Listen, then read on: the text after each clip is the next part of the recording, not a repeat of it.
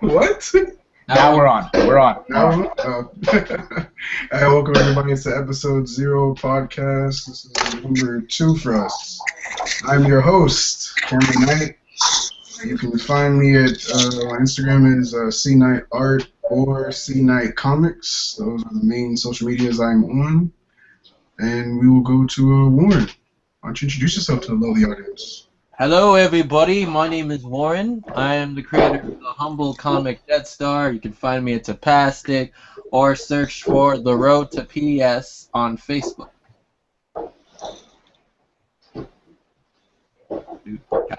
Guys? Yes. What do you guys gotta go? All right, I'll go. My name is Shingu Amito. You can find me pretty much anywhere on the internet with the username Shingu Amito. And that's it for me. Yeah, my name is Mike Tony, aka the Poet, aka the Boss. You can find me on Instagram at Mike Tony Design, MikeToney, and that's where you can catch all my sketches. Alright then. Well, episode 0, as you learned from the previous podcast, we are a podcast dedicated to everything manga, anime, webcomic related, helping you young creatives and creatives of the same age in pursuit on the path of webcomic creating. So I guess we can get right into it. Our first topic I want to discuss was color. And how color, the pros and cons of color, how it can affect the story. I think I'll turn to Warren. I'll just open with an open question. How do you guys feel personally about color when it comes to comic or manga? Can I go? Or Sure. Yeah, go ahead, man. Open, man. all right. So I've always seen color as probably the second biggest challenge from actually composing the panels correctly in a comic or a manga. I think color is one of the things from a historical standpoint that was taken out of the generic manga in Japan because of production costs and how ineffective that is. But with today's current age, with digital art, which is a lot easier to get the color into your work without having to spend copious amounts of money, I think it's become more viable and it's become more expected from a lot of the online audience. That being said, there haven't been many people who have tried to integrate it into an actual manga-style webcomic format, so it's still a very new field. And I think that it's got a lot of potential, but it's also something that hasn't really been thoroughly analyzed or studied. I think, for myself personally, I think that a lot of times, you know, like you said, not only in production costs, just overall speed. You know, coloring takes a long time, you know, and if you're like, you know, coming out, oh yeah, I'm gonna do 2 or 3 updates a week or whatever. Like I remember when I was talking to Warren about, I wanted to actually do mine. I wanted to color mine, like, you know, trying to come out with 10 pages, fully colored, fully rendered, even digitally, even though it's quicker, that's still very, very, very time consuming. So I think it kind of just depends on what you can handle with your schedule, at least in my situation, what you can handle with your schedule. But I personally, I love color. I would color every one of my pages, you know, if I had, you know, if like my time permitted or whatever. But that's just how I feel about it. I mean, for me, like, I like color in singular pieces. So, you know, like you're doing a cover or something like that, or you're doing a promotional piece, like, you know, I tend to really like color, but I feel like in a comic or in a manga particularly, like, I actually don't like color at all. I'm like, it's not that I'm a purist or anything. There's just something for me that I love when someone can tell a story that's in black and white. It's almost like, you know, in design, if you can design something with just values, then it's successful regardless of whatever the color is. And sometimes I find the color being distracting, especially if the color is not necessarily done well, you know. So I mean, there's a specific job for a colorist, and that's what that dude, you know what I'm saying, does. And there's a lot of people who are trying to do everything, where they're trying to write the story, and they're trying to draw, and they're trying to color. And I feel like sometimes, you know, the way they land on the color wheel, sometimes they pick colors that are more distracting opposed to colors that have a specific harmony in which, you know, it allows you to flow through the page more so paying attention to the character direction and the story and, you know, just the way the panels and stuff like that set up. That's one of the reasons why I'm a huge proponent to manga over Western comics. Sometimes I'll see something and I like it, but then for some reason I'll get so distracted by the color if I don't feel like it's, you know, set up properly. Whereas manga, if it's done correctly, you know, like, it's pretty easy to read and get across. But, like, I don't know, there's just a beauty in that art where, like, the distinction really has to be, you know, within the artist's skill level, because there are no other colors, dog. It's black, white, or, you know, a little bit of screen tone to convey everything a story needs to convey. I mean, I'm sorry, Warren, go for it. Yeah, color is very, very distracting at times. Like, I run into this with friends all the time, and even when we're reading it, like, when something starts on color, we're like, oh, this is the greatest thing ever. Then we're kind of like a little let down once it switches back to the grayscale or black and white, what have you. But I think there's more to color in comics than just fully illustrated, fully rendered, like, pieces of pages, like Marvel style. Like I was talking to Ahmed about how they do in the anime No Game No Life, how they changed the line art to the color red. Like, there are, like, I read a few comics, like Panty and Stockings. Comics. Yeah. They're like different color, like literally two colors, like pink and black one, blue and green the other, and it's really amazing. And I think we have yet to tap in color, because the thing about coloring, what really makes it pop out is if you give yourself restrictions, in my opinion. And color is not just your blues, your greens, your yellows. It's also your grays too. And people call white and black not technical colors, but the more blacks you add can really put a weight on something compared to something that's just straight lines. I mean, that in fact is contrast. But then, like, you ask yourself the question, okay, like, it's very cool that the lines are red, right? But what purpose does that serve? You know, so then you look at it and you're like, now you're focusing on, like, oh man, I've never seen a comic where the line art is red and then they're using this color that's blue. So, you know, that tends to be kind of a focal thing because you're not necessarily used to seeing that. So you're like, wow, like, this is incredible, you know, whatever. What does that do for the story? What does that really do for the artwork? Well, to answer that, you mind if I chip in here, Warren? Go ahead. When the line art in specifically in No Game No Life and other, like, series where I've seen this happen, Madhouse actually does this a lot. When the scenes are emotionally or action-packed, that's when the line art shifts color. But generally speaking, the line art is either a brown or a black. Brown to emphasize the skin tone, or black because it's something that's easily recognizable from the background. But the red does serve a purpose. It helps to heighten the emotional sense of the scene that you're watching. Now, that's specifically for animation. How that can translate to comics, since comics is essentially still animation, if you want to get down to the nitty-gritty, it can have the same effect. But then again, it also depends on your ability to utilize other aspects of the comic as well to your advantage. For example, speed and focus lines. Not doing it too much, but also doing it. So it has to be used in tandem with other things. And I think that's the issue, that color has to be used in tandem. It has to be harmonious. And Michael touched on this earlier, but it has to harmonize with whatever elements you already have in your story. And the reason why it doesn't have a good reputation in manga is not just because of the cost, but because it's not easy to do that. You need to really build up that skill set. Yeah. I definitely agree that when it comes to color, you definitely have to learn the fundamentals, color theory, the color wheel, like, you know, just practicing. I mean, and a lot of the times I feel like you really gain that doing it traditionally.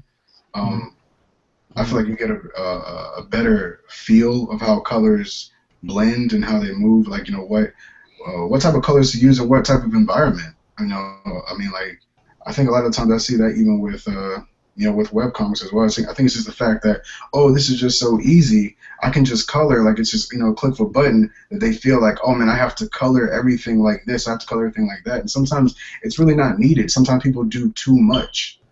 Like, they overdo it, and it takes away from, like, you know, what Warren was saying. It's distracting. But I do agree with something that Mike said earlier, that I also too do like. One thing about manga I do appreciate is the black and whites. It kind of makes me feel like you're seeing it at the bare bones. You know, you're seeing it at its foundation, and it does kind of like it. I think it challenges you a little, sometimes a little bit more, because with color, a lot of times people you can hide mistakes behind color. You know, you don't like a lot of the time people get caught up in these, like I said, they get caught up in that flash. Oh, it's colored. Oh my God! But they might not notice so many mistakes. But when people have to do it in black and white, it's very hard to hide that. So Actually, I don't know about that. I've found that it's easier for me to personally to pinpoint mistakes with high contrast. I mean, but then you look at things like, I mean, like, for example, in color, like, it's not that I want to make doing this comic book shit, you know, any harder, but, you know, like, I feel like it's easier when you do a panel or something like that to start deviating things, like having a very busy scene and then deviating things by color. You know, that's why it's really hard for me to actually read One Piece. Like, I like One Piece as a story and watching the anime and stuff like that, and I've constantly tried to push myself to get into the manga, but the way Oda's style is, he has so many things going on. But that serves to the purpose of that's exactly how the anime is. There's just so many things going on. There's so many things in the background, in the foreground, and then there's Luffy's body that's basically starting in the foreground and stretching into the background, you know, to some degree. There's always this kind of wild aspect to it. So his level of chaos plays well with the story because it gives you that feeling. But for me, that's like harder for me to kind of digesting it in, because I find that my eyes are all over the place and looking back and forth. You know, whereas if I look at something like Bleach, where I'm not necessarily a huge fan of the story or where it's going right now, but, you know, kind of where it started, is there's just a beauty in simplicity. There's a beauty in the way he can kind of draw a character and one object in the background and still give you an idea of where that character is or what's happening, you know, in that moment. Whereas in color, you can draw as much as you want, and then you can deviate things based on color and not really have to focus on, like, really playing with your composition, because you know that you will get some type of contrast by using color. So, my response to that would be like, so what if you just simplified your use of color? Because you said there's beauty in simplicity, and I'm thinking you can also take that to the color approach too, right? yeah, Like, you can. Yeah, you definitely can. I mean, I was just about to say that. Like, I've seen some pretty dope webcomics, and like, it's like they don't even do cell shading. It's like it's just one base color. But I don't know, maybe it's just because of their art style and how they draw and how they do it. One thing I've seen in that, I mean, maybe it's just because I don't know. I've only been reading it for a little bit, but I've seen it in this. I think it's called crap. Oh, like the God of High School or something like that. Yeah. I've read the God of High School. The World God Only Knows, or the God of High School. No. It's the God of High School. It's a Korean manga about like this tournament that takes place with all the top high school students, and then one of the kids finds out that he's basically Son Goku. Yeah, that is awesome. Yeah, I know, like it's pretty dope. It's pretty cool. And like I've kind of noticed that even in his coloring style, like there's some scenes, yeah, like he goes really in depth, but sometimes it's just kind of like a real simplistic style in coloring, and I don't know, it does kind of draw. I think it's probably maybe a less intimidating on the eye, and it's easier to grasp what's going on. That might be the beauty behind it. But it's funny. I agree with Mike again. You know, when it comes to Oda style, I love One Piece though. I love reading it. But man, like how meticulous he is, like with drawing every little thing in like the panels. It's crazy. It's like it's nuts. Yeah. Well, go ahead, Will. But there's definitely a fine line with using colors and stories. Like, you can even use it like how they do it in Shonen Jump when they do introduce color pages. The majority of the best examples are when they do the color for the most impactful scene in that specific chapter. So, like, I'd prefer to use color when you want to use it to heighten the emotion of the moment. For example, someone gets punched in the face really hard, and that scene is in black and white, your typical manga style. Then the next page is a full color of that person's face smashed in and blood is coming out, and you're seeing the emotion, you're seeing the blood, and you're seeing the color to really paint that picture in your head, what it looks like in color for the rest of the chapter. So you could really use it on and off. And there are other things too. You can even be creative with it. Like you could have one of your characters like running in the world, then they jump through a portal of color, and then as soon as they jump through it, it becomes color. It would be kind of hard to do, but sometimes you just gotta Yeah, with color. but you see how like you're placing color, you're making color this component that's a part of the story, and like that to me is kind of a point I was making earlier, is that like, you know, what message is it conveying in the story? Why is it that way? You know, for example, what Cameron showed me, that webcomic Vibe, Whew. which also just dropped today, by the way. Oh my God! Did you see that page? Oh. Yeah, I did see it. And yeah, like this dude's use of color, he's created a world set on a specific color wheel. You know, so he's like, all right, I'm using these particularly, you know, warm or cool colors, and that's kind of what he sticks with. But all the colors that he uses are things that help push the world, the things that help, you know, kind of that are essentially a part of the story. Like it would be very hard for him to tell Vibe, you know, in a black and white sense because of how important the color is to the actual story. But then you have something like what's this manga I'm reading? It's like some dude in it has like God's papyrus or something like that. But man, I can't think of it right now. Oh, Soul Cartel, right? Ooh. And you know, I look at the color in Soul Cartel, and there's no reason for it. And like, I think the artist uses color because sometimes he does background, sometimes he doesn't. So it's easier for him to kind of differentiate, so his backgrounds don't seem that empty. You know, that there is something there, even though it's just negative space. But you know, I look at that and I'm like, the color there is unnecessary. And he tends to, because he's going from like heaven and hell and kind of limbo-y type things, the color itself kind of, I feel like, bounces around a lot. And to me, I think I would enjoy that much more as something just like a high contrast, you know, black and white manga or comic book. Okay, well, just I guess for people out there, you know, like what tips do you guys feel like you think you could offer to anyone that might be considering doing full color or color in general? Anything that you guys think that might be able to help when it comes to that? Definitely set color scheme. Take time to just take some ordinary line art of your character, story or whatnot. Just color them in. If they're a character with dark skin, make their first skin like kind of a violet, and then shade it with yellow. Do yellow as the lighting version of that, and keep experimenting. Have them with a start off color of red or anything to really set like how much contrast you want, how like psychedelic you want it, or how like intense or dark you want it. So that's what I recommend personally. Color schemes are definitely. I would go ahead. Go for it. It's okay. Now, I know for me, what helped me a lot when it came to color, just research, overall research.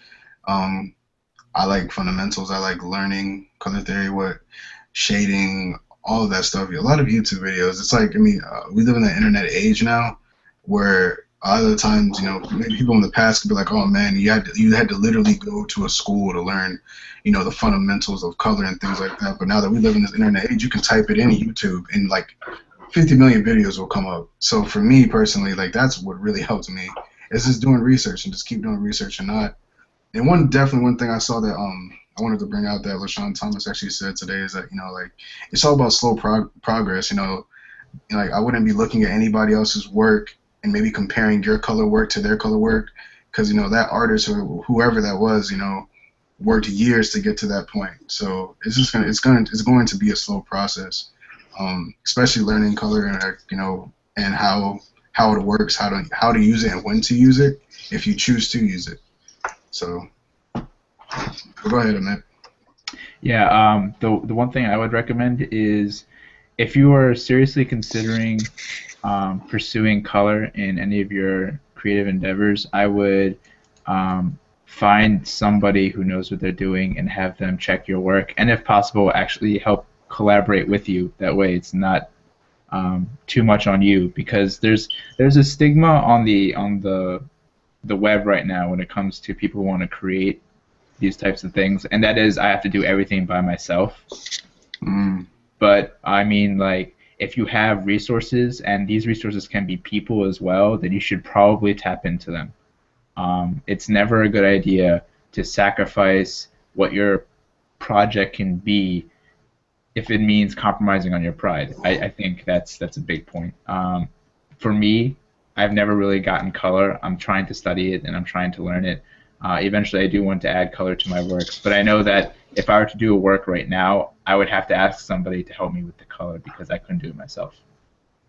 Yeah, it's for me. I've learned that it's definitely a trial and error thing. Like, there's times I look at, the things, the pieces I've done, like, oh man, that was too bright, that was too dark, or whatever. It's just practice, and I think, and eventually you'll definitely like get your own kind of color palette, and I think that's when you start learning, you get more and more comfortable. I think so. I think that, like, when you kind of get comfortable with certain colors that you like using. I've seen that with artists. They use a certain pattern of colors and they kind of just stick with it.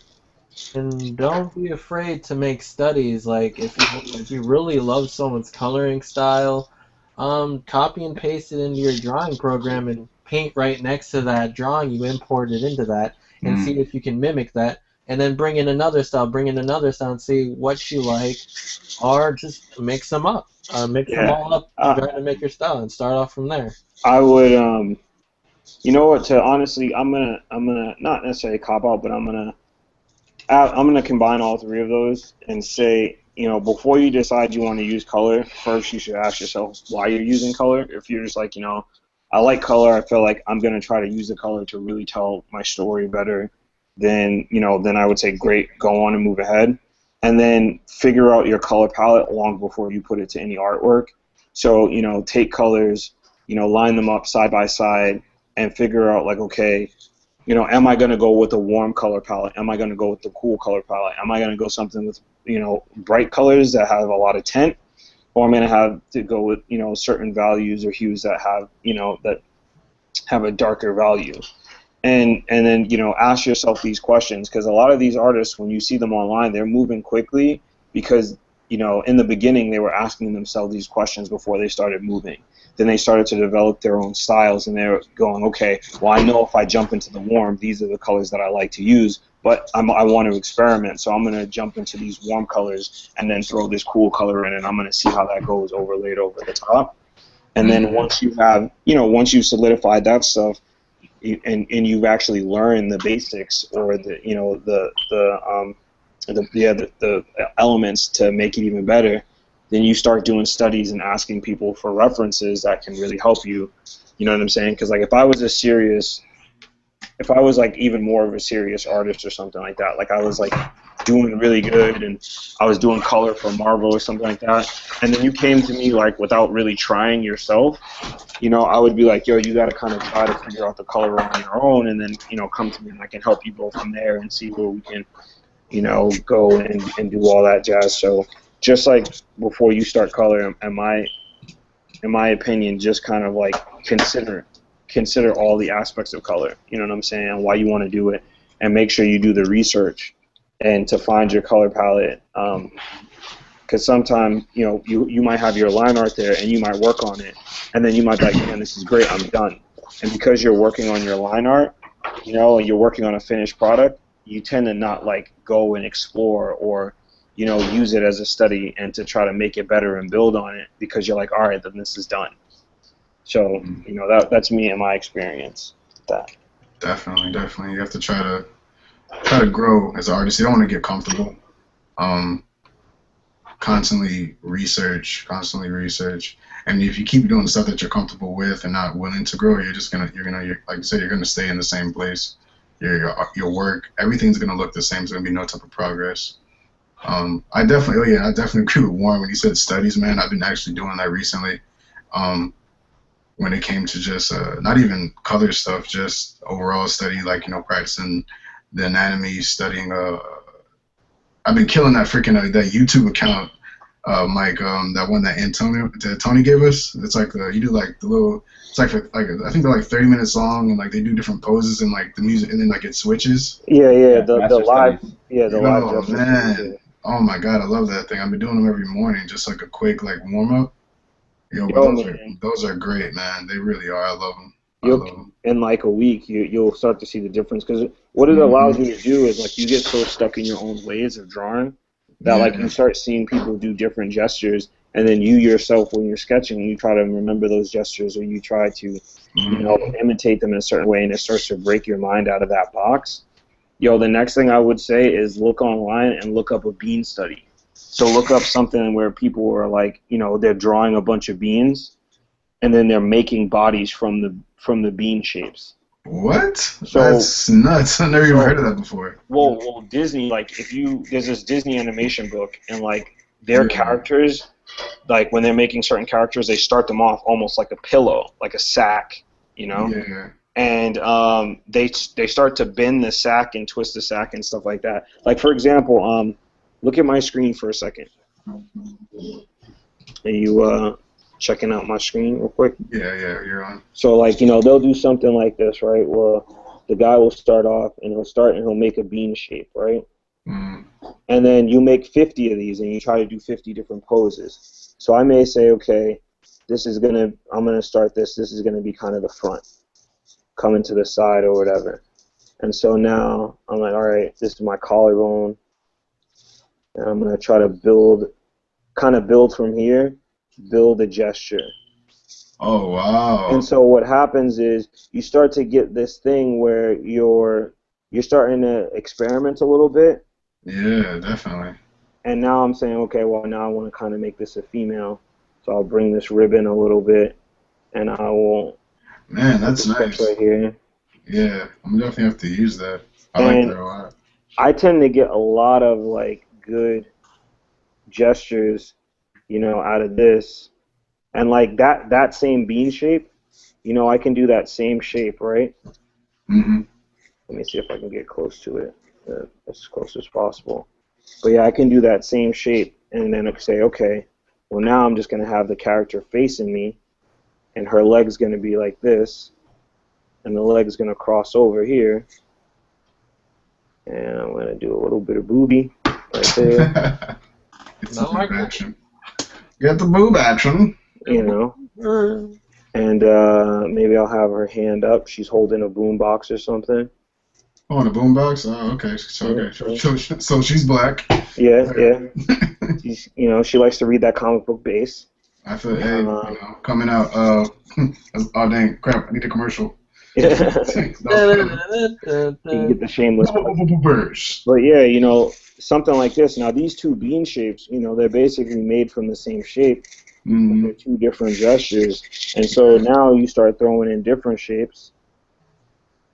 And, you can start doing different things with that. And so nice. That reminds me of, I was watching those guys Penny Arcade, and he was describing how he created some of his characters. And he was like, I kind of think about it like a ball of clay, similar to like that bean shape. And he's like, one of the characters, it's like if you were to squeeze the ball of clay from the bottom, that's his shape. And if you were to squeeze one in the middle, that's her shape. And if you were to squeeze one from the top, that's his other character's shape. And it kind of all reminds me of that whole bean exercise, which is really good. It's a really great way to practice the fundamentals. And, for me, definitely to kind of to just make sure that your gesturing, starts to become more fluid and looks a lot more natural. And then at that point, like when you're practicing so much, it just becomes like routine. It becomes habit. Yeah, I mean, this is something I draw every day on the train in New York, and if I have nothing to draw, I'll just draw a bunch of bean shapes and try to pull something out of it. But you look at these, and also because I'm moving pretty quickly, they flow to a certain degree. Mm-hmm. So they have this little bit of movement, opposed to kind of just drawing a stiffer character and stuff. Even my character that's just bent over right now, even there's some motion or some weight to that. So if you look that up, man, Bean Studies is really great. Do 50 of them and then try to make 50 different poses and stuff, and you'll be surprised what you come up with, man. Yeah, I see you to admit, you're not gonna hide that cool character with the bandana and the sword. Yeah. Wait, which character? Mitt working on some awesome character. I like him already. I don't know what he's for, but he looks dope. He was actually the first OC I ever created. I just like sketching him from time to time. Yeah, man. But see, this is where practicing gets you, everybody. But I kind of want to move on to our next topic, which is story. And story length, long or short. So first kind of question I kind of want to dive into. This is something that I personally want to learn, just to kind of hear what everybody has to say, because story is always something I've always struggled with. I love to draw, I love art. That always kind of came a little bit easier to me, but story and like developing the story. So how do you guys feel about, I guess, is when you're developing a story, if you know whether it should be long or short, like what things that you should cover in a story, like just overall, like how do you guys go about developing a story just in general? Shingu, I'm gonna throw the ball at you. I'd say yeah. Okay. Okay. The master. So for any typical story that I kind of start, I always start with one thing, and that is, what do I want to say? Because I'm a very opinionated person, and I draw a lot of inspiration from my stories based on what I feel and what I've seen and what I've observed from the world. And then I try to consolidate that into one sentence. After I have that one sentence, I use that as a springboard to create the world that I want to create. And then going from there, I create the characters and the plot. So that's my process. We mentioned length, right? Yeah. Okay. So in regards to length, I don't have set lengths for my stories. What I do is I start with the beginning and the end, and I find the climax point between. Everything from then on is a ballpark estimate. So sometimes I'll think maybe one event actually needs a chapter, but it turns out it needs 3 chapters. Or sometimes something I thought needed 5 chapters actually only needs 1. And I could really reduce it because it's not that important or pivotal to the story.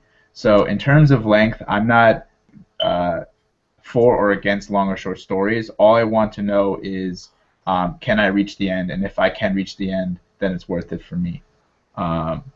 In general, though, a majority of the stories I have created are pretty short in nature. And I think it's because you can't stretch a single theme for too long. If you have something to say about something, there's only so far you can go with a cast of characters before everything you say starts to repeat itself. So you have to be careful about that. I never thought about it like that. Go ahead, Warren. Sorry. Okay. The thing about people and story length these days, it's like everyone's like, oh, I want to make a long epic story like Naruto or Bleach or One Piece. But the thing is, like, that's their business. They had to keep these series as long as possible so the revenue can come raking in. So I don't recommend doing a long story at the forefront. Like sure, there are the plus sides, like, oh, you get to grow alongside with this character and everything, but it's just like a story that long, it feels a bit unnatural to me, especially now that I've gotten older and I've become a little bit more impatient for stories after Naruto, and then I'm like, oh, I don't want to do another one. Nope, I don't, like, it's too much commitment for me, so I prefer a short story like Samurai Champloo or something like that, just lets you know the language. Exactly. Lets you know the characters and does what I love best about these kind of stories. And like Studio Ghibli movies, they leave you wanting more and they leave you speculating and guessing what happened next. And that leaves you wanting to read it more and more and more. How many times are you going to read 700 chapters of Naruto over and over and over again? You go back to moments. I don't think you go back to the entire story. Everyone goes back to that YouTube fight or whatever on YouTube or what have you, and they just look at that, or AMVs or whatnot. But it's just like, you want a story that's, in my opinion, I like compact. You feel for the characters, and then the theme is done. There you go. And everything's clear or not clear, and leaves people to debate and whatever about your story for time to come. And definitely. Like, I have nothing wrong against people who are like, oh, I have a long story about this character, I want to do it for like 10 seasons or whatever. I was like that too, but it's just like, you gotta consider, like, your mind tends to wander, and you want to do more things. Like, you don't want to be doing the same story for like 35 years. Then you're like, oh, I'm too tired to do another one. No, you want to keep doing different things just to keep experimenting and I mean, building your style. Warren, I would say, man, it's situational. In that sense, like something like Naruto, there's never really, there's nothing out like it right now. And at the time, there hasn't really been anything like it. And it's the same thing with One Piece and stuff like that. If your story can be told, if you've created a world large enough, that your story can be told that way. If there's a demand for it, people will ask for it, and they're going to want it to kind of continue. And sometimes it's up to you, and then other times it really is up to your consumer and stuff like that. The people who enjoy it, and if you're still in love, with the story. I would say right now, myself being an amateur artist, being an amateur comic book artist or whatever, with only 2 chapters out, is that like I don't want to be doing Duelist forever. I mean, let's say I get to chapter 10 or 11, and people are like, yo, we really like this, we want to see it continue. Then I'll write it to a certain point and say, okay, this is how long I want to do it. But to be honest, like I want to use this as something to build my skill. I want to, unless it's something that takes off. I feel like as an amateur artist, as this person who's starting it, that you should probably shoot for doing a short story. For the most part, because then that's going to help with your storytelling. I watched this Dice panel today or whatever, and they talk about that being able to tell a story in 4 pages. It helps you telling the story. It allows you to move on to different projects. It allows you to become more well-rounded. I can't stress enough that as an artist and as a storyteller, the one thing you need to do is be a worldly person. You need to get involved in as much shit as you possibly can, stuff as you possibly can. Read as many things as you can, not just comic books, but normal books and Western and Eastern and manhwas and stuff like that. And open yourself up to things like Planet Earth and those things that allow you to become a more well-rounded person and would allow you to do more projects. So that way, if you can land in Naruto, you can go 700 chapters, 15 years. Make that 15-year money. Definitely, and I agree with you and Warren that I think that for starters, at least for me, that's why I'm doing base, and I view my next project being longer.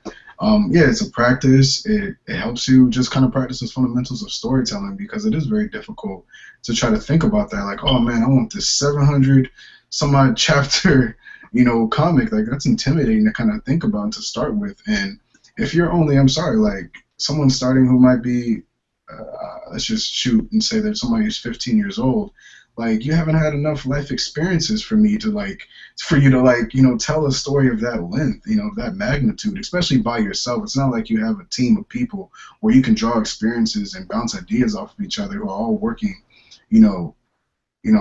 all in one project, so that like that story can span longer than, whatever, some span up to that, 700 chapter mark or whatever. But I think by doing a shorter story, it kind of goes back to what you were saying, Warren. Like, me personally, like, I love Samurai Champloo because there wasn't a second season. Like, I like the fact that it just stayed right there. Like, it stayed, and to me, it's more memorable that way. So you wouldn't have watched the second season of Samurai Champloo? Oh, yeah. Oh, no, I would definitely watch it, but then also at the same time, I mean, like... It would kill the point. It would... man, I feel like it's scary, because I feel like if he would have messed that up, like it's like GT, it's like GT to me, like like imagine if there was no GT. We don't talk about GT. Let's not even go into that. I'm not okay. We're correct. I'm not saying that it can't be done, but for a memorable season, like for a memorable show like that, like Samurai Champloo's, the Dragon Ball Z's, freaking even Naruto, like what if after a long hiatus, like what if he came back? Like he is coming back. He is That's coming the back. scary I mean, part. he is coming back. That's the scary part, exactly. So it makes you like that alone frightens you, because you're like, man, like this is near and dear to my heart, man. Don't jack this up, man. But I mean, like, piss you off. I would say something like Sword Art Online, right? I watched the first season of Sword Art Online ages ago, right? And I said, man, that was pretty good. There were some parts that threw me off. Spoiler alert, when they become parents, you're like, what the fuck? or excuse me, what the hell? And That threw me off a little bit. yeah, and then you're just like whatever. I could have seen one season of Sword Art Online and be like, all right, that's a cool experience. But the fact that there's 3 seasons out are unnecessary to me. Whereas like I could see a series like Samurai Champloo. I can watch 100 episodes of Samurai Champloo. And it's Samurai Champloo's how many years old right now? It's like 10, at least 10. So around there. Really? I don't know if it's 10 years old. I mean, it's not 10. It's close. It's close. It's close to it. Yeah, No, it has to be. 2002. No, I was just saying that 'cause No. I feel really old right now. Like, It came out a long time ago, bro. I think it was like 05. I think it was like 05. No, I think it's. Yeah, you might be right. Like 05, but even still, that's almost At least 10 years. that's at least 10 years. So it's like 9 years ago. Damn, you're right. So if it's out in 05, 06, right, let's say, right now I've gone back and I rewatched Samurai Champloo, but if it was 100 episodes, I would go back and rewatch it right now. Because the series is so dope. Now, Naruto's a great series. I wouldn't go back and rewatch, 700 or 800 episodes. But like my friend who's like, man, I just got into anime and I want to kind of watch something. I'd be like, yo, you got to watch this classic. So you could speed watch it. And like I put my girlfriend onto One Piece, and she's caught up in One Piece. You know what I'm saying? In like a year, just like cruising through them. She put her little sister on it. Her little sister's cruising through them now. She's like in the Marineford arc right now. Like it might not be for us to go back and rewatch. But it's such a good story that when people get into it, they might watch the 700 episodes because the creator has been able to make it. So, you know what I mean? Like, I love Samurai Champloo. I would have loved for a second season to come out. I'd kill a nigga for a second season to come out right now, actually. I mean, I don't even think they would. Mainly, for one, they would have to freaking somehow try to talk to freaking Ujebes from Beyond the Grave to make another soundtrack, because ain't nobody else ever gonna make a soundtrack that I would feel is suitable for Samurai Champloo. But yeah. Go ahead. I don't think it's possible. I don't think it's possible at all to create a sequel to that. I really don't. What do you do? It's not. The whole entire reason why Champloo was so inspiring was because it was literally what it set out to do. They mentioned the mission statement in the first episode. Find the samurai who smell the sunflowers. They did it. Done. It's done. Complete. You can't add to that because there's no more samurai who smells like sunflowers. Yeah, you go after all these different samurais that smell like different flowers. unless there's a second one who suddenly comes out of nowhere, and then then it's a rehash, and you completely kill what the first season was about. Yeah, I mean, but you look at that and the level of depth that you could have possibly gone into as far as like the direction.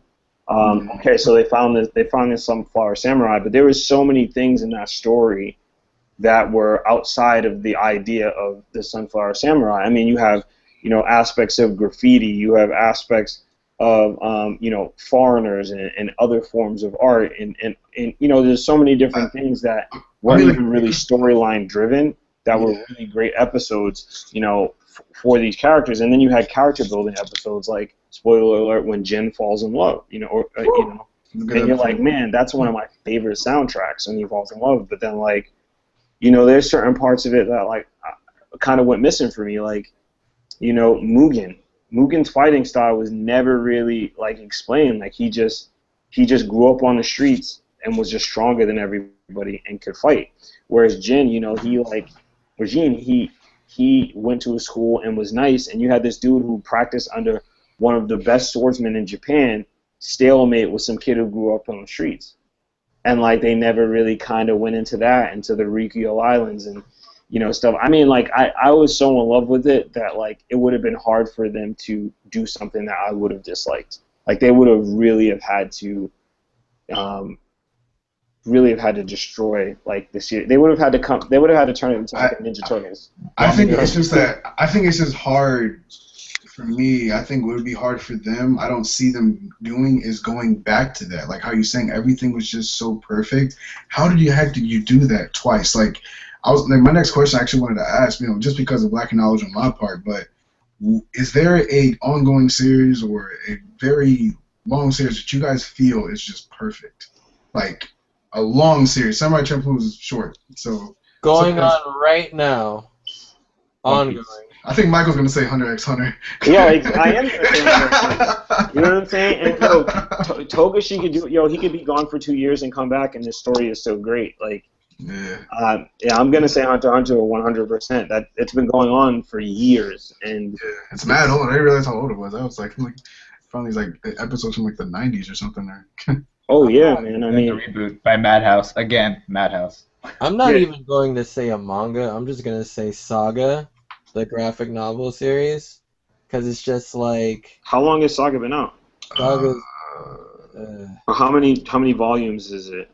4. So Dang. I guess each one represents a season of a television series. So there's also that point too.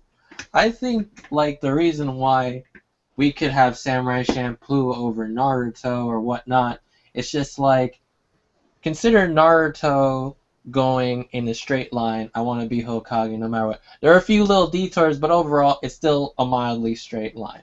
So it's just going on, and you're running down the straight line, and you're getting bored seeing the same scenery as you look to each side, and you're like, oh, I'm here. All right, that was cool.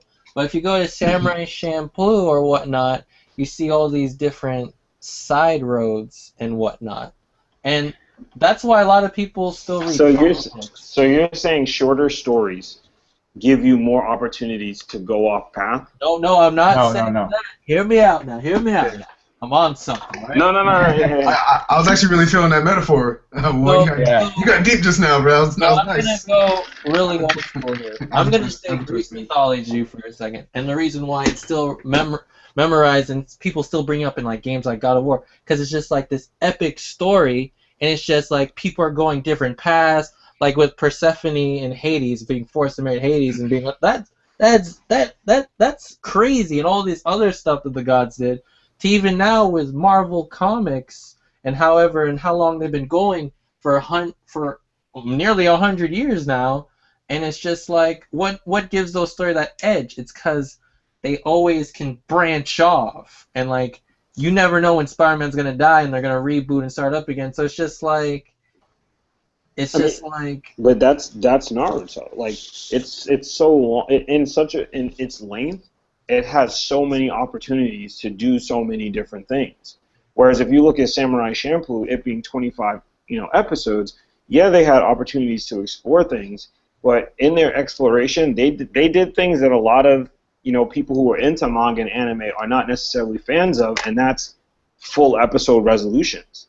That's one of the main reasons why I don't really watch, a lot of Western stuff. Is like, why am I going to watch Danny Phantom when I know at the very beginning, nothing's going to happen. There's going to be this conflict at 15 minutes, and then there's going to be a conflict resolution at the end of every show, and there's no real overarching character. In Danny Phantom, there kind of was, but, there's no real overarching arc. And I think the one thing I loved about, Eastern stories and Japanese stories is the fact that there were all these underlying things that led to one person. There was this one character that had one goal that transcended all episodes. And even though in each episode something happened, that thing that happened was meant to build that character. There was some form of a conflict resolution, but the major conflict, still took time to develop and go through. Whereas in Samurai Champloo, don't get me wrong, completely in love with it. Like I said, they would have to really bastardize it in order for me to, disagree with something that they were doing. But, you had some episodes that were just like, start, finish, and then full conflict resolution, which I'm like, oh, okay. Like, now I want to get back to finding the Sunflower Samurai. Now I want to get back to Mugen fighting a character that he doesn't know if he can beat, which then improves his mental status and then also improves his skill, so that when he gets to the end, he has a different mental fortitude, fighting at the end for the Sunflower Samurai. Like, those are things that I also enjoyed. Whereas Naruto can explore those things, I feel like, a little bit more because it's longer. Of course, like, Samurai Champloo was like the beginning of Naruto, right? I want to cut you off when I just have I have like a question, like pertaining to like both of your points. Like with Naruto, one thing that I noticed is that like and because it's so long, like in all the fillers and stuff, do you feel like a lot of times like their fillers like sucked for the most part, like or compared to like Samurai Champloo, like Michael, what you were just saying that like there's some certain episodes where it was almost like like I don't know, they had a problem in the city and then they solved it and then they got back to trying to find the Sunflower Man, like which are I guess in a way like their versions of fillers, I guess like stupid like little dumb episodes that really didn't have a point. But for me, I don't know, Samurai Champloo, like those episodes, I loved them. Like the baseball one, that really didn't have a plot, but No, I that episode was amazing. Yeah. Like and if I compare those type of episodes to Naruto, I feel like Samurai Champloo is just better. Yeah, but like I don't think the Samurai Champloo is better because of the length of the stories. I just think that they told the stories better. Because like for example, the graffiti one, I could see 3 episodes about the graffiti episode, because in that episode, that dude's master, who was the head of the schools of the twin brothers that were fighting each other. Yeah. That dude's master, Jin, met him, and he was an amazing swordsman. And there's this whole thing that's built behind that. They could have came in the middle of that conflict, and the middle episode could have been about how the brothers basically fell apart after the dad died in the school, and the final thing could have been the battle between them, also including Mugen's ability to learn. Like I could have watched that over 3 episodes, and because it's that studio, I'm sure they would have done those 3 episodes well. I just think that like Naruto and One Piece. I rarely ever watch a filler, by the way, so I'm a piece of crap. But I rarely ever watch fillers. Trying to join the club. And so when I do see like these fillers that are from Jump, I feel like all right, we got 5 other people that work on the production team. We have to let them get some ideas out. And then they just throw out some ideas, and then they get them done for 5 episodes because they're like, this doesn't matter anything to the story because it's so long that once we get back to the main story, that's what's important. But because Samurai Champloo was intended to go shorter, they're like, even though we have to waste an episode, we got to make it a really good episode, so then that way, like, people don't feel cheated because it's only 25 episodes. But yeah, it's So, like Go ahead, Warren. My fault. I'm sorry. it's like I was saying before. It's just like Samurai Champloo was like the beginning of Naruto, but the whole thing. When I say this, it's because of this. Like Samurai Champloo had elements constantly flowing in, new elements that you didn't see coming from left field, right? So if you go to the beginning of Naruto, you're seeing Naruto and Sasuke and Sakura hanging out. Then you Chunin exams, then the introduction of Rock Lee, and then all this introduction. And you're just fangasming all over this new content, and then when it just narrows itself into just Naruto and Sasuke, it gets boring. Meanwhile, in Samurai Champloo only started getting narrower towards the end, and then it ended. So it was just like, whoa, okay, a conclusive end of the series with still many questions. So that's why it still seems so wondrous to us, because it's just like there's so much stuff we don't know. Naruto just has all this. Oh, we could have went those other ways, but no, you just want these 2 characters, Naruto and Sasuke. You don't want Rock Lee doing anything else outside of a movie. You don't want anything else. You just want these 2 guys. And it's just like, that's what kind of threw me off with Naruto. And like, in the end, like, it ended all right, but just like, I wish they would have went through a lot more, through a broader scale, rather than just Naruto finding Sasuke in their destiny to fight each other. no, I mean, I enjoy mysticism. You know, a series that's left in mysticism. I enjoyed Cowboy Bebop and stuff like that. The fact that they left, and you're like, man, well, they're supposed to be family. Like, why would they, leave each other? But I also like a definitive end to a story, and I think I'm not going to say most people would enjoy that. But I have heard complaints of people like, well, man, this was left unsaid, and this was left undone, and this never really got completed. And I feel like a lot more people hate plots that were kind of set up and unfinished than ones that, are kind of completed. Well, So what would you say about that? I mean, in general, yeah, but if we're taking that in context of Champloo, it was completed. What you're talking about are the world-building aesthetic details that weren't fleshed out, and they don't really have to be fleshed out. Wait, in Samurai Champloo or just in general? If we're talking specifically about Samurai Champloo. In general, though, I do agree with that statement. Yeah, but I said it was done. Like, there's a certain mysticism, and you would say, hey, why would they break up, like, even though they're supposed to be family and everything else like that? But you're right, it was completed.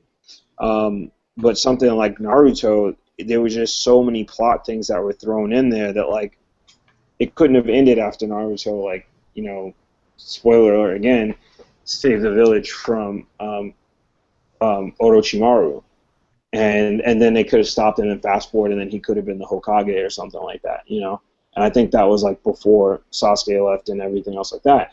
And that could have been like an ending, but then you're like, damn, where the ninjas come from, these 5 Hokages, like what about the first? Like what's interesting about that? Whereas like, you know, even though some people didn't like the ending of Naruto, I thought it was cool. There was certain parts with feelings or whatever. I like the fact that I know everything about that universe. Everything that I feel like I want to know about the universe, I know about the universe. I know that the first was an OG, triple OG. I know that Madara was just practically unstoppable. That was an amazing battle. The third, the fourth, the second, you know, I know about the other villages and stuff like that. I feel like the story is complete for me, you know, and I can let it go on and say in the back of my head, okay, now Naruto's the Hokage and he has children and everybody has children and they're passing on the will of fire, and then I can just leave that alone because it's fully completed. Like anything, I don't know, Kishimoto going back to that, I have no idea what he's going to do. There's no mysticism left in it anymore, you know, for us to really be drawn into it. So Yeah. Like, yo, what about the Legend of Korra per se? Yeah, I was just about to bring that up. How it Like, continued from Avatar: The Last Airbender, like, all right, it's done, you beat the Fire Lord. Then you get Korra coming up, and they just bring up the old characters. What do you guys think of that and how it pertains to the topic? I'd take your job, Gavin. no, it's all good, bro. I was actually about to bring that up because you know, he brought that up when it came to, you know, like Naruto, like kind of like, you know, bringing up all these like old kids. Like for me, like Korra, like Avatar was like special. Do y'all feel like that Korra ruined it or no? Well, in a sense, Avatar was just a long version of Shampoo at some points. Like, they had their side journeys, had their trips through Bossing, say they had their fillers, and they were interesting, looking for Appa, all that. They led up to the eventual fight with the Fire Lord, and then it ended. And I was like, okay, that's cool. You really got the sense of scale with that story, like you did with Shampoo, the sense of Edo Japan or feudal Japan or whatnot. Well, okay, well, I guess the question is, all right, do you guys feel that with Avatar: The Last Airbender, you think it should have ended with Aang? you know what? I like the series so much, and I enjoy the craftsmanship of it. The fact that all the artists had to take martial arts in the morning and stuff like that, and how that reflected into all of their art. That, you know, I found it very interesting that they had the balls to do something like that. And to be honest, I like Legend of Korra. So I personally like them trying a female character. I personally like the fact that their female character originally is more of a master in the physical form of martial arts opposed to the spiritual form. And she's kind of a harder character that needs to be warmed up, that needs to kind of be that warmth, that quote-unquote femininity or whatever it may be. Those feelings are actually given to her from male characters, and then allowing her to kind of like open up and become more emotional, become more spiritual. I think it's telling a different story from Avatar, and I think that's what all of the reincarnations of Avatar were supposed to be. So, you know, you have Avatar Aang telling the story of strength and perseverance and kind of moving forward through all the sadness and stuff like that, and then that confusion of being alone. And then, you know, you have Avatar Roku with his story, you know, battling against his best friend in morality. And then now you have Avatar Korra, who's, you know, having the constant battle with spirituality and how spirituality is connected to all man. You know what I mean? So I find that all the reincarnations have their own purposes. That's why I'm okay with it. But if they were just trying to redo all the same shit stuff, then I would just kind of be like, no. Yeah, each of them had their own battle. Korra pretty much like had a grip on all the elements like right off, but had a battle with the spirituality of it. And Avatar had the spirituality down pat, but had to master the elements. So I understand like each of them had their own little conflict, which I guess brings different situations, different characters, and so forth. Well, how about you? How about you, Matt? How do you feel about it? I can't really say anything because I'm still on season 1 of Korra. Oh, crap. Sorry if I said anything that like. No, I had my headbuds out half the time, so I couldn't really hear much of what was going on. Okay. But yeah, I can't unfortunately contribute much to this conversation. Well, how about you, Warren? I guess when Michael put it like that, it seems like Aang was the air, like Aang was like air. It was more like fantasy, more whimsical, and then you go to Korra, which is a more grounded type of story. So I guess they put a good balance onto each other. Like I wish Korra had more of a central villain to fight, but it was just about Korra evolving within herself. So yeah, I think Korra should have stayed the way it is, just to show the differences between Aang and Korra and how each avatar differs from one another. So Okay. yeah. All right. I have a question for everybody, and each individually. So, if you could pick between a long story and a short story, what would you choose?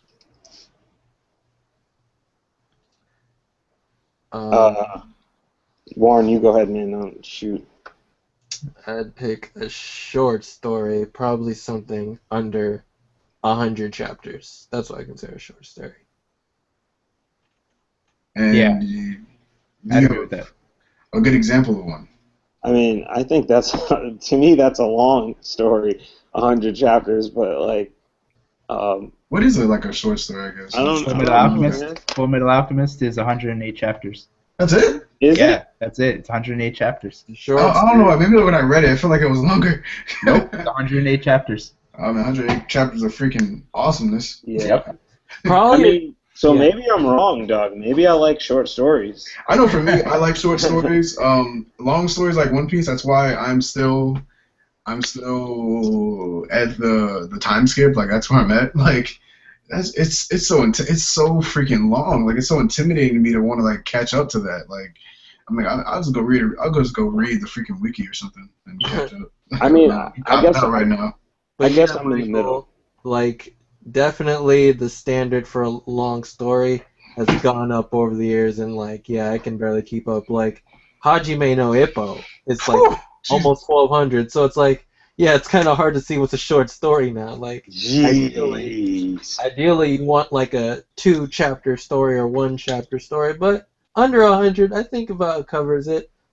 Mhm. I mean, I gotta say, for me, it really depends on the story.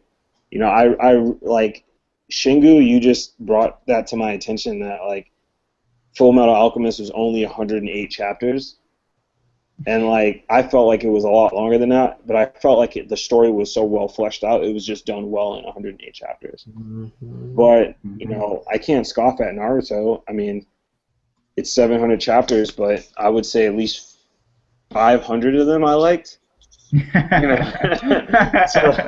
mean, see, that's the point. That's the point I'm trying to make. Is that like when they're long like that, sometimes trying to tell a story like that. I think Warren, you kind of hinted at it earlier. Like eventually, you kind of like start repeating crap, and some things become freaking unnecessary, and stupid ideas start popping up because it's hard to keep that up, man. Freaking Shrink down Naruto into like a 2-part movie series. I think you could do it. One for normal and one for Shippuden. That's what I think they could do. Like really, you gotta fill in all the times Naruto went to the ramen shop. Like, no, just you could shrink it down definitely. So all that stuff was just his editor knocking on the door and being like, "Yo, Kishi, man, you need to extend this because we need to make money from Naruto." And I mean, if you just cut out a bunch of the Believe It's, that would take off like 200 chapters. Yo, that's, that would take you know how much airtime they have left, man? How much like episode? Okay, man, we have a lot of time here, buddies. Don't get me started on Dragon Ball Z. Like, all the Oh games my cover the God. whole story in the Yo. opening sequence. If you freaking cut out how long it took Goku to charge up the Spirit Bomb, like, Yo, we're done in this afternoon, bro. for real, man. Like, When he was like, I remember the episode, and he's like, "Yo, I have to use the Spirit Bomb, and I'm gonna pull it from every being in our known universe." I was like, "This is gonna be a 4-week Spirit Bomb. Like, this is gonna take 4 weeks to be completed." for Boo, how long he was charging that Spirit Bomb for Boo? I think for at least 3 to 4 episodes. Because Vegeta was fighting him in the meantime. Getting his But Yo, yeah, he had grandkids by that time. but yeah, it brings me to this. Like, we're compressing down all these stories, but like, can you elongate everyone and make it just as good? Like, elongate like Gurren Lagann to a 700 episode. No. can't do that. So that's why I prefer short, because it's just like you can cut out all the BS and just Mhm. shrink it down to something nice where you can get the theme across. You can tell your whole family in a night or one sitting, one movie. Exactly.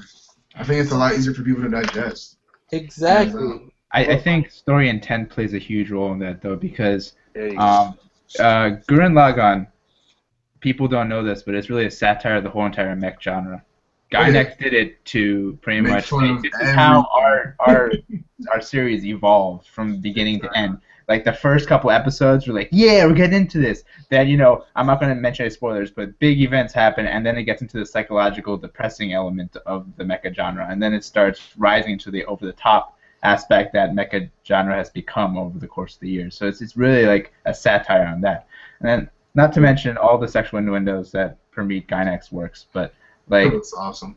like that was the sole purpose for it, and they managed what they managed to do with the writing is they managed to actually create a cool story to hide that satire, and that's why Gurren Lagann couldn't work if it was more than those 27 episodes, because how much are you going to stretch a satire when you run out of material?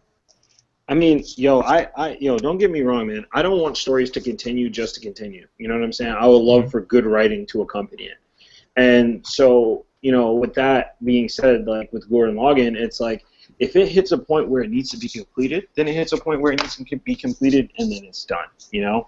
But then there are certain stories that have certain universes where you're just like, wow, like I can tell that the creator just really thought about this, and I want to see like where it goes. I think with Samurai Champloo, for me, you know, I know a lot about Japanese culture, or I think I know enough about Japanese culture, and so like, how much more of that world were we going to be able to explore? How much more of the story were we going to be able to explore? Like, we got a little bit of background story on everybody, and the entire story arc was about the background story of Fu.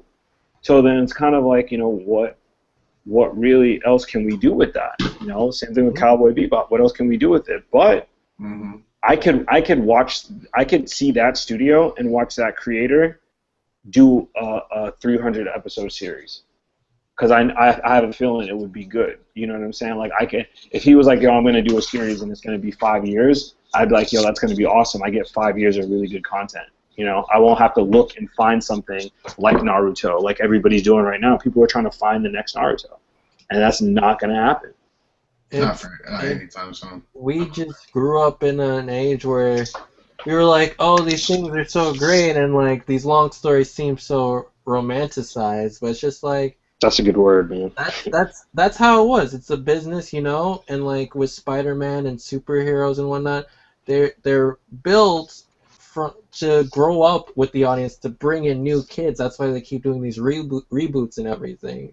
But these stories like Samurai Champloo, your Gurren Laganns, whatnot, like I guess that's why they don't make as much money as Spider-Man or whatnot, because Spider-Man's always meant to blend in or assimilate with today's youth, or whatever youth it'll be at. It'll probably be hip by the year 3100. But Samurai Champloo is just a one-stop, share it with everyone, and it's like, oh, but it's like they don't assimilate. They're just for that generation, not that generation per se, but I'm ready for those Marvel superheroes to die off. By the way, sorry not to be off track, but I'm the same way. Like I completely agree. Like it's time. It's time. Like, how many times are you gonna retell the same freaking story?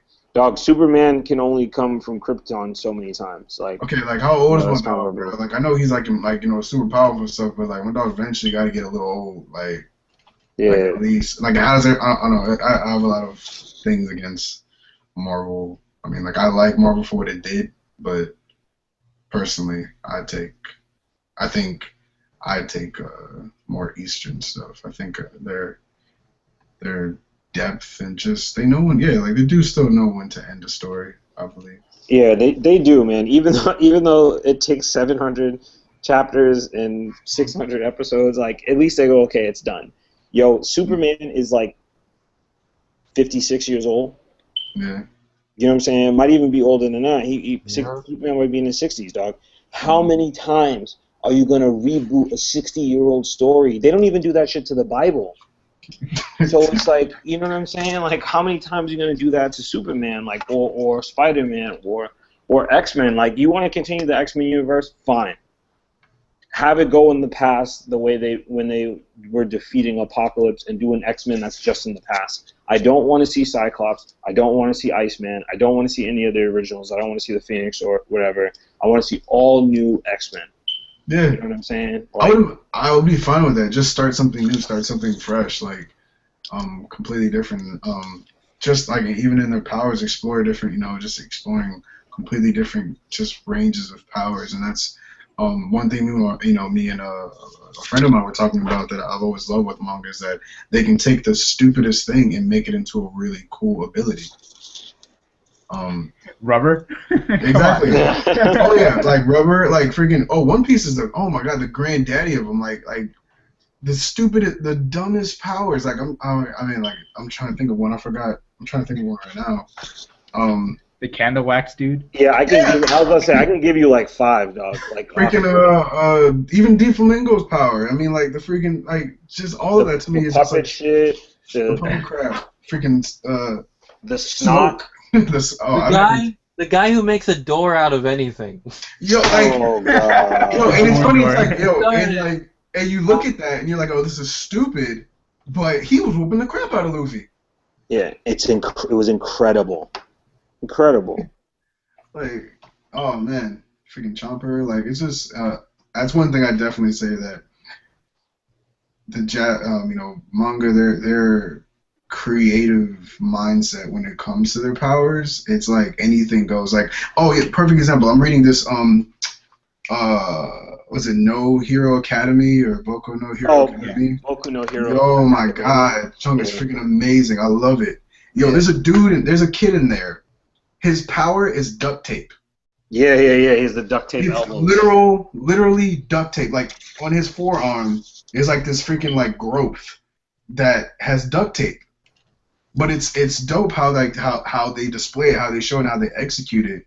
And I think that's what it's all about. Is just your execution. Like you can make anything cool. Like anything cool.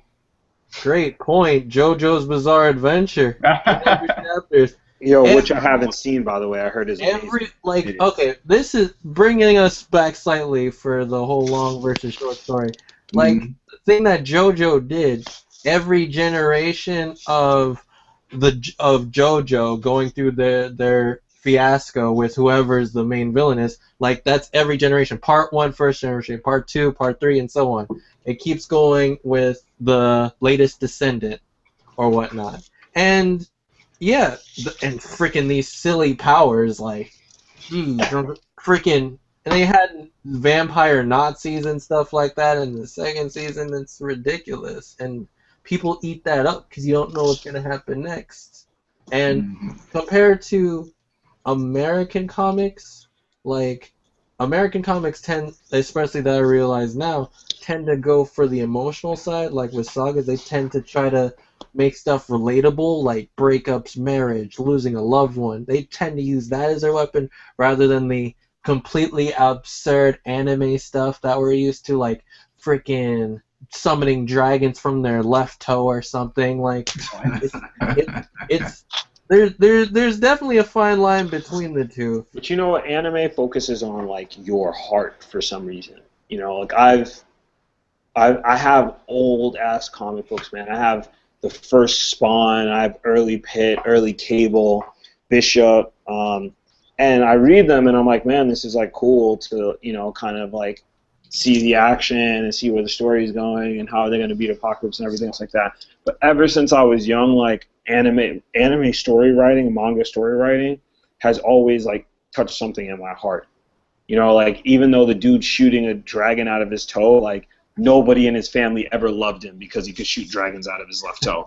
And so like he's just stuck in this corner and you're like, man, I understand like being lonely, even though what you're doing is completely absurd. Like it's just crazy how Eastern writing can do that to you. Like, man. Alright, well, it's a pretty good discussion. Time. Yeah, I was like, this thing's kind of, I'm sure this is getting kind of long. I don't even know where you can check the time on this yet, but We're at 11. I think we started like 9 something. yeah, like 9:40. So I guess we can start tending to wrap this up. But before, I know we wanted to talk about, just pay our respects to the creator of Ruby, Montio. Montio. What's his last name? I just say Om. I don't know if that's how you pronounce it though. Yeah, Montio. Montio. That's still crazy, like how he died, man. Like, I don't get that. It's like going in for a routine checkup. Allergic reaction, dead. Like, it's crazy how your body, I don't know, I guess reacts to things, but that really sucks, man. When I heard the news, it just felt like yesterday when me and my friends, and people I didn't know huddled around the lunchroom and gathered over my PSP to watch the newest Dead Fantasy that came out. And it's just like, his fight scenes are definitely one of a kind, and he's gonna be missed, but he just taught me a lesson. Like I said before on my Facebook page earlier today, it's just like when an interviewer asked him like, "Oh, do you have any idea how much revenue you're getting for this, or do you plan to get any revenue for this?" And he just said, "I just do it for fun. Like I spent all this work on it, and it's like I just do it for fun." And I was just like, it really taught me to really put passion over the money or possible revenue that may come in for my work, as long as I'm enjoying my stuff. Passion over profit, I see. Passion over profit. There you go. That's the word of the day. That's the phrase of the day. Yeah, we're gonna hashtag that. I definitely love the ideals Monty had. Ruby, I wasn't the biggest fan after the trailers. I'll be completely honest. But I respect that man to death because he went from a forum to heading an anime project on Rooster Teeth. Rooster Teeth! Like, jeez. Mm-hmm. So, yeah, I saw his videos a long time ago. Like, I'll be honest, I didn't even know who the heck this dude was. I honestly did not get introduced to the creator until, was it recently? Yeah, recently, like the other week when you and Tony were showing me his other videos, the Dead Fantasy and all that. Like, I did not know he did any of that stuff. I just saw the Ruby trailers and I was like, yo, this looks freaking dope. And I forgot about it. But I'm like, yo, this dude's an amazing animator to do all that crap by himself. Like, that the passion and the work, the freaking the work ethic it takes to do that by yourself, man. Like, he had been working on those things for years. So. Yeah, that's why I haven't produced 4 of them, right? Or something like that. A small amount. It's a small amount, but still, to do that by yourself, man. And it's not like that was 2D animation. It's crazy. But yeah, rest in peace, Monty. He definitely inspired a lot of people. Bro, most definitely. But all right, guys, and then let's try to wrap up. This is episode 0, episode 2. That's a long, kind of weird type of way to like title to this video. I don't know, episode 0, episode 2. But whatever. My name is Cameron Knight. Again, you can find me at C Knight Art or C Knight Comics on Instagram as the main social network I am on, or Facebook at Cameron Knight. I'm sure there's plenty of us in the world. We're taking over. All right, I'll turn it to whoever else wants to leave their tags. My name is Warren. You can find me on Tapastic. Just type in Dead Star or The Road to PDS on Facebook. And with that, I'm out. And this is Mike Tony. You can find me on Instagram at Mike Tony Design, MikeTone Design. And I'd love to see what you guys got to say about my work. And I'm Shingo Amito. You can find me pretty much anywhere you want on the internet. So I'll see you around. All right. Deuces! Deuces! Yeah!